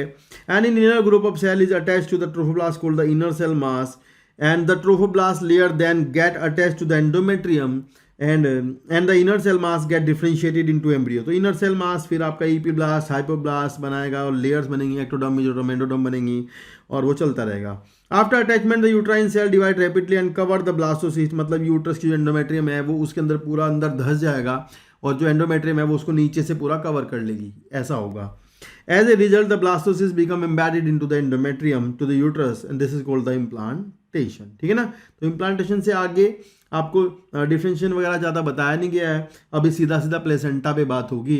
लिखा है कि आफ्टर इम्प्लांटेशन, जैसे इम्प्लांटेशन होगा, तो मैं आपको छोटा सा वैसे बताता हूँ। जैसे इम्प्लांटेशन हुआ, मान लो ये ब्लास्टोसिस्ट था, तो ये जो ट्रोफोब्लास्ट लेयर है ना, ये ट्रोफोब्लास्ट लेयर में से डिफ्रेंशिएट होकर के कुछ सेलुलर यहाँ पर इस तरह का साइटोट्रोफोब्लास्ट बनती है। साइटोसिंक्सियोट्रोफोब्लास्ट, सॉरी साइटो कह रहा हूँ, सिंक्सियोट्रोफोब्लास्ट, जो कि मल्टी न्यूक्लिएटेड स्ट्रक्चर होती है ये, और ये फिंगर लाइक प्रोजेक्शंस निकाले हुए हैं इसमें से, ये ट्रोफोब्लास्ट से ही बनी है। These are the like chorionic villi इनको बोलते हैं। और फिर जब ये अंदर घुसेगा, मतलब अंदर जाएगा, तो ये जो कोरियोनिक विलाई है, ये इसको मैं बताऊं आपको, ये इसको चारों तरफ से घेर लेगी, मतलब ये इसी में ही डूब जाएगा, इसी के अंदर ही घुस जाएगा, और ये फिर इधर भी आ जाएंगी। फाइनली जा करके होता है ऐसा है कि यहाँ पर आप देख सकते हो कि सारी जो कवरिंग है यहाँ पर नीचे तक, यहाँ भी ये कोरियोनिक विलाई दिख रही है आपको, जो ट्रोफोब्लास्ट से बनी है, पर ये इकट्ठा होकर के एक साइड पे जा करके ज़्यादा इकट्ठा हो जाती हैं। तो ये chorionic villi along with the maternal tissue इसके साथ में जुड़ जाते हैं इधर मायोमेट्रियम की साइड पे, और ये प्लेसेंटा का फॉर्मेशन करती हैं। तो इसको हमारे में मेटाडिस्कॉइडल और हीमोकोरियल प्लेसेंटा कहते हैं, क्योंकि माँ की साइड पे इसमें ब्लड होता है और बच्चे की साइड पे 3 लेयर होती हैं इसमें। ये सवाल पहले आते थे, अब तो आते नहीं है, ठीक है ना। तो इस तरह प्लेसेंटा का फॉर्मेशन होता है। प्लेसेंटा एक जंक्शन है, स्ट्रक्चर है माँ के और बच्चे के बीच में, जिसके जो एक्सचेंज का काम करती होती है। नीचे पूरी लेयर को, पूरे को एंडोमेट्रियम ने कवर कर लिया है। अंदर आप देख सकते हो यहाँ पर जो आपका वो था एम्ब्रियोनल पार्ट जो था, इनर सेल मास, उसने डिफ्रेंशिएट किया, लेयर्स बनाए, लेयर से फिर जो है आपकी अलग अलग पार्ट बनते हैं बॉडी के। और यहाँ पर आप देख सकते हो कि कुछ एक्स्ट्रा एम्ब्रियोनिक लेयर्स होती हैं, जैसे कि योक सैक है। तो योक सैक का यहाँ काम नहीं है, हमारे में योक सैक जो है अब आरबीसी बनाती है, ठीक है, एम्ब्रियो वाली स्टेज में शुरुआत में। और ये एक और लेयर यहाँ पे मैं बता दूँ, यहाँ पे दिखने रही ये है एलेंटॉइस। तो हमारे में एलेंटॉइस जो है वो अम्बिलिकल कोड का काम करती है। वैसे तो वो जो हैन वगैरह होती हैं उनके अंदर तो वो यूरिनरी ब्लैडर का काम करती है, ठीक है। एलेंटॉइस ये बना रही है अम्बिलिकल कोड, और अम्बिलिकल कोड का काम है स्ट्रक्चर को मेंटेन, मतलब इसको स्टोक जैसा स्ट्रक्चर, मतलब जो रोक के रखता है वो वाला स्ट्रक्चर बनाती है अम्बिलिकल कोड। और फिर प्लेसेंटा के फंक्शन बाकी दिए हैं, ज़्यादा कुछ है नहीं। यहाँ लिखा है after implantation finger like projections appear on the trophoblast called the chorionic villi which are surrounded by the uterine tissue and maternal blood. तो यहाँ हमारे में ध्यान रखना होता है, ह्यूमंस में मैटरनल केवल ब्लड होता है, लेयर्स नहीं होती हैं। वैसे 6 लेयर होती हैं किसी और में जाओगे तो आप, मतलब नॉर्मली, लेकिन यहाँ पर हमारे में मेल माँ की तरफ केवल ब्लड होता है, बच्चे की तरफ से 3 लेयर्स होती हैं, ऐसा है। The chorionic villi and the uterine tissue become interdigitated with each other to jointly form structure called the placenta and the placenta facilitate the supply of oxygen. तो ये क्वेश्चंस यहाँ से बनते हैं कि प्लेसेंटा का काम क्या है। तो प्लेसेंटा जो है भाई वो ऑक्सीजन की सप्लाई करता है, न्यूट्रिएंट्स की सप्लाई करता है, और वेस्ट को रिमूव करने का काम भी करता है। The placenta is connected to the embryo through an umbilical cord which help in transport the substance to then form from the embryo. Placenta also acts as an endocrine tissue. तो ये एक endocrine gland की तरह काम करता होता है और कुछ हार्मोन रिलीज करता है, जैसे कि ह्यूमन कोरियोनिक गोनेडोट्रोपिन HCG। ये प्रेगनेंसी की जो किट होती है मार्केट में आती है, उनमें इसकी एंटीबॉडी होती है। तो प्रेगनेंसी टेस्ट करने के लिए HCG किट का यूज किया जाता है। Human placental lactogen, oestrogens, progestogens and in the later part of the pregnancy a hormone called the relaxin released by the ovary। तो ध्यान रखना है, ऊपर वाले हार्मोन प्लेसेंटा के हैं, नीचे रिलैक्सिन ओवरी से निकलता है। ये ध्यान रखना, प्लेसेंटा में ना लगा देना, है ना please. Let us remember the HCG, HPL, relaxin produced in women only during pregnancy, and in addition during pregnancy the level of the other hormones like estrogen, progesterone, cortisol, prolactin, thyroxine. देखो metabolism के लिए thyroxine चाहिए, prolactin milk secretion के लिए चाहिए, milk बनाने के लिए चाहिए, कोर्टिसोल भी आपको पता है कार्बोहाइड्रेट मेटाबॉलिज्म के लिए चाहिए, and are increase several fold in maternal blood. Increase production of these hormone is essential for supporting the foetal growth, metabolic changes in the mother and maintenance of pregnancy. Immediately after implantation, immediately word आपको सवाल बना सकते हैं यहाँ पे। Immediately after implantation the inner cell mass embryo differentiate, तो वो inner cell मास differentiate करता है आफ्टर इम्प्लांटेशन, ये लिखा है यहाँ। और into an outer layer called the ectoderm or mesoderm और एंडोडर्म और मीजोडर्म, तो ध्यान रखना पहले एक्टोडर्म एंडोडर्म बनती है, उसके बाद में मीजोडर्म आती है। इसके लिए काफ़ी सारा प्रोसेस है जो नहीं पढ़ाया जाता है, आपके पेपर में नहीं आता है। And these three layers give rise to all tissue organ in adults. It need to be mentioned here that the inner cell mass contains certain cells called stem cells which have the property to give rise to all the tissue and the organs. ठीक है ना? इन्हीं से sub layer से organ बनते हैं, जैसे कि मीजोडर्मल टेस्टिस हैं, मीजोडर्मल आपकी नोटोकोड है, मीजोडर्मल आपकी मसल्स हैं, मीजोडर्मल आपकी बोन्स हैं। इसी तरह से एक्टोडर्मल भी ब्रेन वाला पार्ट है, सेंस करने के लिए आइज़ हैं, और आपकी जो बगल कैविटी है ये भी एक्टोडर्मल है। एंडोक्राइन में भी आप जाओगे तो अगर आप एडिनल ग्लैंड में अगर आप जाओगे कोर्टेक्स मेडुला में, वो भी आपका एक्टोडर्मल है। तो ये चीज़ें होती थी, पहले आती थी, अब नहीं आती है। यहाँ से कुछ सवाल बनेंगे, जैसे लिखा है what are the major feature of the embryonic development at various month of pregnancy. The human pregnancy last 9 months. Do you know for the how many month pregnancy last in dog, elephant, cat. आप Google से याद कर लेना, वैसे नहीं आएगा पर फिर भी कर लेना, ठीक है ना। And in human being after 1 month of pregnancy the embryo heart form. 28 दिन के बाद लगभग हार्ट बन जाता है। First sign of growing foetus may be notice by the listening to the heart sound carefully through the stethoscope. By the end of the second month of pregnancy the foetus develop limb and digits. ये याद करना है आपको। And the बाद 12 week first trimester के बाद ज़्यादातर organ बन जाते हैं, जैसे कि limbs, external genital organs and well developed. The first movement of the foetus and appearance on hair. पहला मूवमेंट आपको 5वां महीने में दिखाई देता है और हेयर आ जाते हैं। Bye the end of the about 24 weeks and the second trimester the body is covered with fine hairs, eyelid separates, eyelashes formed, and by the end of the 9 month pregnancy the fetus is fully developed and ready for the delivery। ठीक है ना। तो यहां से ये चीजें याद करनी है, डाटा है, जरूर याद कर लेना। नेक्स्ट पैराग्राफ है partition and lactation. The average duration of the human pregnancy is about 9 months, and which is called the gestation period. Vigorous contraction of the uterus and the end of the pregnancy causes expulsion or delivery of the fetus. This process of delivery, the fetus childbirth, is called the parturition. Parturition is the induced by the complex neuroendocrine complex mechanism. The signal from the parturition originates from the fully developed fetus and the placenta. ये NEET में आएगी line, mark कर लेना इसको। Which induce the mild contraction, पहले धीरे धीरे contraction होते हैं, जिसे फिटल एजेक्शन रिफ्लेक्स कहते हैं। उसके बाद और ज़्यादा ऑक्सीटोसिन बनता है माँ की पिट्यूटरी से, जो और ज़्यादा स्ट्रोंगर कॉन्ट्रैक्शन को स्टिमुलेट करता है। उसके बाद और ऑक्सीटोसिन बनता है। ये रिफ्लेक्स एक्शन जब तक चलता रहता है, जब तक कॉन्ट्रैक्शन होते रहते हैं, जब तक बेबी डिलीवरी ना हो जाए, है ना। And soon after the infant is deliver the placenta is also expelled out, placenta भी बाहर आ जाता है, ठीक है। The mammary gland of the female undergo differentiation during the pregnancy and start producing milk towards the end of the pregnancy, इसे lactation कहते हैं। This help in the other feeding the newborn. The milk produced during the initial few days of lactation is called colostrum, जिसमें कि antibody IgA होती है, IgA immunoglobulin A. Absolutely essential to develop resistance for the newborn baby. Breastfeeding during the initial period of infant is recommended by the doctors by bringing up a healthy baby। ठीक है ना। तो यहां तक ये chapter हो जाता है हमारा खत्म। होप सो आपको वीडियो अच्छी लगी होगी, अगर आपने पूरी देखी है तो। अगर पहले वाली नहीं देखी तो डिस्क्रिप्शन में लिंक है, वहां पर जाकर के जरूर देख लेना। और भी आपको वीडियो इस चैनल के माध्यम से लगातार मिलती रहेंगी। बस आप लगातार चैनल पर बने रहना, शेयर करना, दोस्तों को सब्सक्राइब कर देना, क्योंकि आपके लिए बहुत ज़रूरी है, मेरे लिए भी ज़रूरी है, मतलब मेरा मोटिवेशन इससे बढ़ेगा।